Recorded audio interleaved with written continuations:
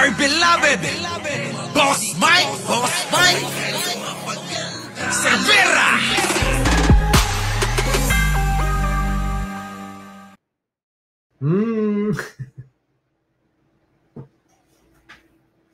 Kaya malamang sa malamang talaga, kaya nag-iingay nga, tulad na sinabi natin, kaya nag-iingay nga itong itong kampo ni dating Pangulong Duterte, yaan yung mga dahilan. Alam nilang meron silang pagkakalagyan. At hindi lang yun maging si Bato, ay nininervyos na raw. Oo, nininervyos na raw si si Senator na pala ngayon. Nininervyos na raw si Senator Bato. Bakit kaya? Bakit kaya nininervyos na? Ngayon, eto na. Si General Bato, si Senator Bato, nininervyos na daw? Bakit kaya? Pasok. Ating PNP chief at ngayon senador na si Bato de la Rosa sa pagtukod ni PBBM sa Duterte admin. Bakit nga ba sinabi nito na kailangan pa rin niyang paghandaan ang maaaring pagbaliktad umano ng Pangulo sa kanyang katayuan sa naturang issue? Ayan na. Kailangan daw paghandaan ni Senator Bato yung maaaring, siguro may issue talaga na hindi natin alam.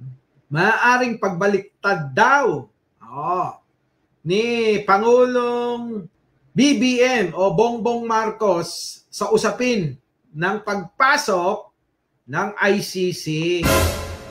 Kaya kailangan paghandaan niya. Nagpapanik na ba daw ba tong si Senator Bato? Akala ko ba Bato? Mukhang lumalambot lumalambot.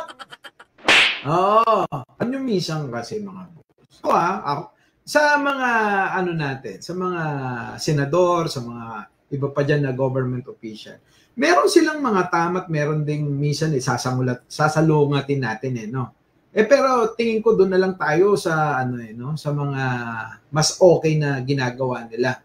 Ngayon, yung mga okay, edi ayunan natin, yung mga pangit, edi kontrahin natin. Ngayon, eto na, si Senator Bato. Bakit? Bakit parang daw? Ulitin ko nga, bakit parang nininervyos daw? Ni PBBM sa Duterte admin. Bakit nga ba sinabi nito na kailangan pa rin niyang paghandaan ang maaaring pagbaliktad umano ng Pangulo sa kanyang katayuan sa naturang issue? Sa kwentong yan, narito si Raymond Tinaza. Ginagalang umano ni Senator Ronald Bato de la Rosa ang naging pahayag ni Pangulong Ferdinand Bongbong Marcos Jr. na kanyang pinag-aaralan kung ibabalik ang Pilipinas sa Rome Statute ng International Criminal Court o ICC. Teka ayan babasa nyo ba to? Nininervyos na. Si Senator Bato, paghahandaan na daw ang posibleng baliktad pagkambyo ni PBBM sa posisyon versus ICC. Alam nyo na ito itong RTBM na to kung saan yan. Alam nyo na yan kung saan yan, sa Malacanang yan. Sa Malacanang. Etong na to. Etong news na to. Sa kanila na galing pero alam niyo yung pasimpleng banat na bakit yung tatawaging nininervyos si nininervyos na si Senator Bato? Ba't ganyan kayo? Hindi nyo ba alam na parang nakaka-offend yan diba? They starting to be afraid on the ghost they are created. Diba alam nyo, sabi ko sa inyo, medyo may tama yung mga pinag-usapan natin kahapon na maaaring may luto ng desisyon dyan ng Malacanang Diba Mukhang may may desisyon na talaga yung Malacanang yan Kung talagang patitigasan nila na hindi! Hindi pwede, hindi pwedeng pumasok kahit kailan. Eh bakit ngayon meron pag-iisipan? Bakit ngayon may ikukonsidera? Di ba yung nagtataka? Di ba? Ngayon, ano sabi ng media ng Malacanang? Matang si Senator Bato ay kasama ni ating Pangulong Rodrigo Duterte na sinampahan ng kaso sa ICC dahil sa manoy madugong anti-drug war. Una nang kumala sa Rome Statute ang Pilipinas noong Duterte administration, bagay na kinatigan naman ni Pangulong Marcos noong bago pa lamang ito sa pagkapangulo. Sinabi ni Senator Bato bilang Chief Architect ng ating Foreign Relations, diskresyon ni Pangulong Marcos na repasuhin o panatilihin ang umiiral na foreign policy ng ating gobyerno. Pero magtataka na lamang daw si De La Rosa kung tuluyang kumambyo o mag-backpedal si Marcos at opisyal na babalikin ang Pilipinas sa jurisdiction ng ICC.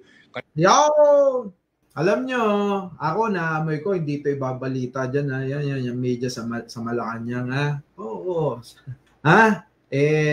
Kung wala talagang, kinukondisyon na yung mga isip ng mga tao dahan-dahan. Alam nyo na, ibig ko sabihin, kondisyon na natin isip nila. Para kapag pinapasok natin yung ICC, hindi na sila mabigla.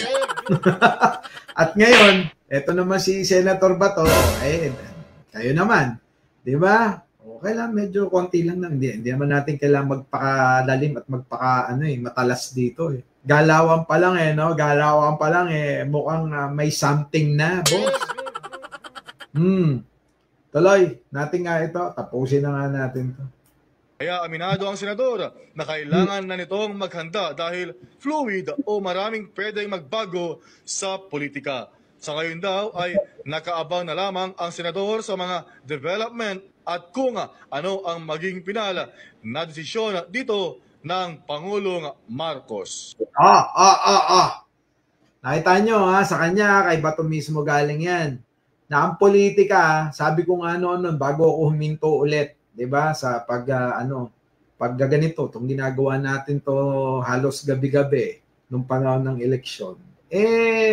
Ganun talaga ang politika Walang permanenteng kakampi, walang permanenteng kaaway.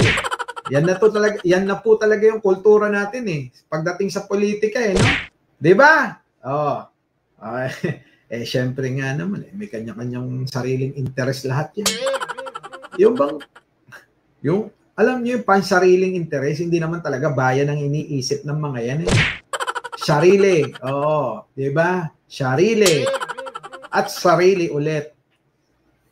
Kay General Bato na mismo, kay Senator Bato na yan, Di ba? Ngayon, eto na. Kung sakasakali na mapapasok, yun yung kinakabahan. At pag nakapasok na nga yan, yun yung kinakabahan ni Senator Bato, na baka matuluyan. Baka matuluyan sila. Yun na yun. Kasi nga noon talaga namang tahasan at matigas yung yung sinasabi ni Pangulong Bongbong Marcos diyan na hinding-hindi 'di ba? 'Di ba? Ngayon di subaybayan natin kung ano mangyayari, 'di ba? I feel that I should be ready. I should be ready for any kaya kailangan daw maging ready na siya. Malay mo. Eventualities. Because the political situation in the Philippines is very, very, very fluid. So, I have to be ready.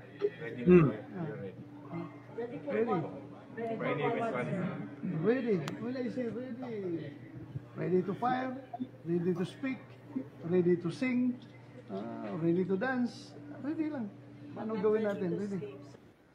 Ayun naman pala, ready na sabi ni Boss Bato, they can join Bantag and Tebes in hiding if they are just in case. Oo nga naman. 'Di ba? Oo nga naman. Nasaan sa Tebes at nasaan na si Bantag? Hindi na ba nagpakita? Pwede bang push na lang? Huwag nang go push. Ganon. Oh. Diba? Oh. Wala eh. Oy, bago kayo umalis ha. Oh. Wag niyo kakalimutan pindutin yung like. Share at subscribe. Muli, magandang umaga, magandang hapon, at magandang gabi sa mandako ng mundo naroon kayo. Siyempre, magandang buhay na rin at maraming salamat po sa inyong lahat. Our beloved Boss Mike Cervera.